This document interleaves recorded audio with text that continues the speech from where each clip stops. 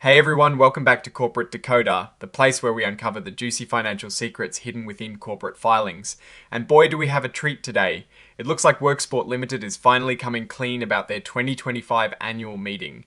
And let me tell you, some of the details are a little wild. Now, before we dive deep into the numbers and the drama, if you love getting the real story behind these corporate documents without the fluff, hitting that subscribe button is your first step. And hey, we've got a fantastic community over on Discord sharing insights, so join us there too. The link is in the description below. So what is happening with Worksport Ltd? First off, they're holding their 2025 annual meeting of stockholders on the 11th of December 2025.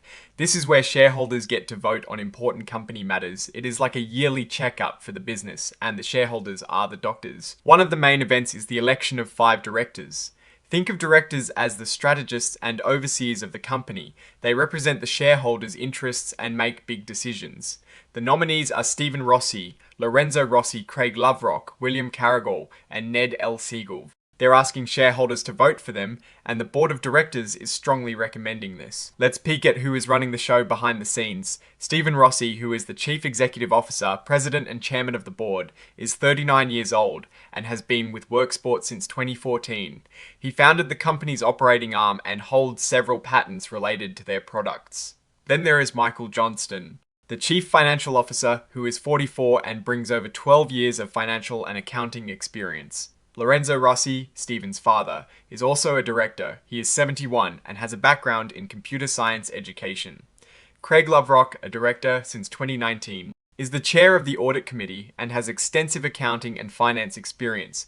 William Carrigal, a director since 2021, is the chair of the compensation committee and has served on other public company boards. Finally, Ned L. Siegel, another director since 2021. Chairs the Nominating and Corporate Governance Committee, bringing a wealth of international business and advisory experience. Now, let's get to the part everyone's really interested in, the pay versus performance table. This table is supposed to show us if the executives are getting paid based on how well the company is doing. It compares what they earn to the company's financial performance. For 2024, Stephen Rossi, the CEO, had a total compensation of $1,415,743, but the compensation actually paid to him was much lower, around $348,246.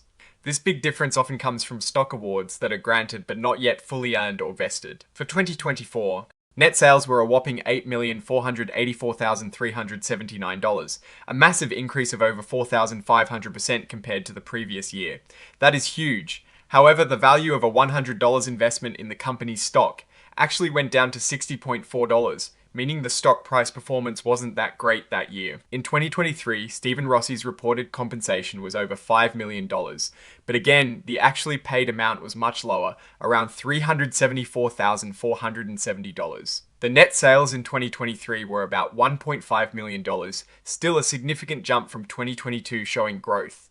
But that $100 investment in 2023 turned into $149.75. Indicating a better year for stock performance compared to 2024. Looking back at 2022, Stephen Rossi's compensation was reported at over $3 million with about $300,000 actually paid. Net sales for that year were a mere $116,502, which is tiny in comparison to 2023 and 2024. And that $100 investment in 22 would have grown to $41.12, which sounds bad. But it is better than it declining further in 2024. This table breaks down the executive compensation for 2024 and 2023.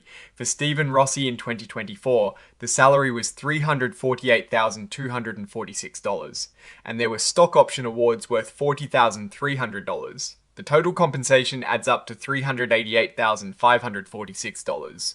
In 2023, his salary was $374,470. But his stock option awards were a massive $5,811,950, bringing his total to over $6.1 million.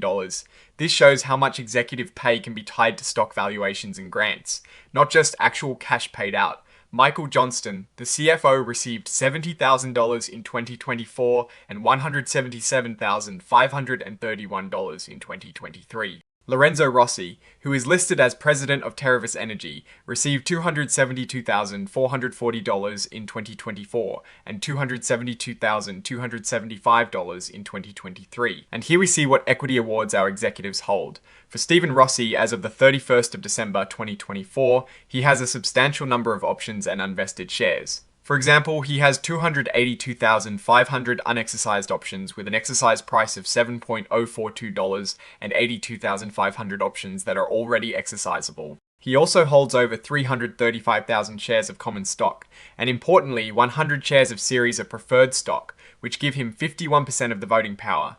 This means Stephen Rossi, the CEO, effectively controls the company's voting decisions. Now, let's talk about the Worksport Ltd 2022 Equity Incentive Plan.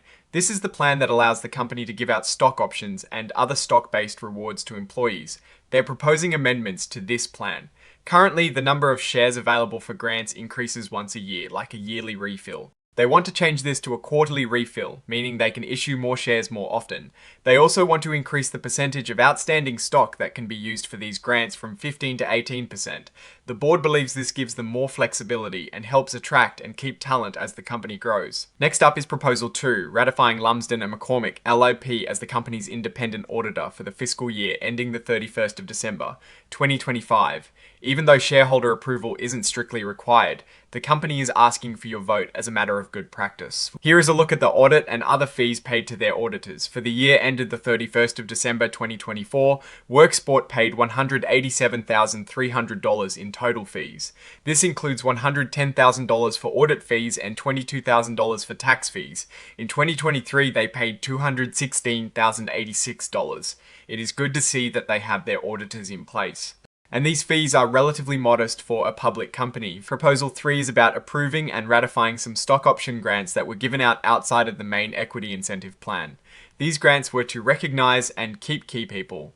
The board likes these grants and they need shareholder approval to make sure everything is by the book with NASDAQ rules. If shareholders don't approve this, the options might not be exercisable. This is the same plan we talked about earlier. Proposal 4 is solely focused on approving those amendments we discussed, changing the evergreen or share refill from once a year to every quarter, and boosting the refill percentage from 15 to 18%. This really emphasizes how important stock-based compensation is for Worksport's strategy. Finally, Proposal 5 is a bit of a safety net. They're asking for approval to adjourn the meeting if they need more time to get enough shareholder votes or information. This is pretty common and usually just means they might extend the voting period if things are close. Now, let's look at some of the relationships within the company. Forbes Anderson Ltd, an accounting firm managed by the CFO Michael Johnston, received $54,767 in 2024 for services. Stephen Rossi, through his series of preferred stock, holds 51% of the voting power, giving him significant control. The company also has a policy to review and approve any transactions involving related parties to ensure fairness. And looking at director independence, the board has determined that Craig Loverock, William Carrigal, and Ned L. Siegel are independent directors. This is important because independent directors are supposed to provide an unbiased perspective to the board. So, what is the big picture here? Worksport is clearly focused on growth, as shown by the massive jump in net sales and the emphasis on stock-based compensation to attract and retain talent. The proposed amendments to the equity plan suggest they anticipate needing to issue more shares to fuel this growth. The fact that Stephen Rossi as CEO effectively controls the voting power is a major point to consider, as it means shareholder votes on many matters may ultimately be determined by his decision. While the sales growth is impressive, the disconnect between the company's stock performance and executive compensation, highlighted in the PayVS performance table, is something investors should watch closely. The company seems to be aggressively using equity to incentivize, but is that translating into shareholder value? That is the $1,000,000 question, or in this case, the multi-million-dollar answer. Alright, that is our breakdown of Worksport Ltd's latest proxy filing. What is your take on these numbers and what they signal for the company's future? Do you think the increased equity grants will fuel more growth, or is the stock performance a red flag? Drop your thoughts in the comments. If this analysis was valuable, hitting that like button really helps, and subscribe for more deep dives. Don't forget to check out the Discord in the description. Thanks for watching, see you next time.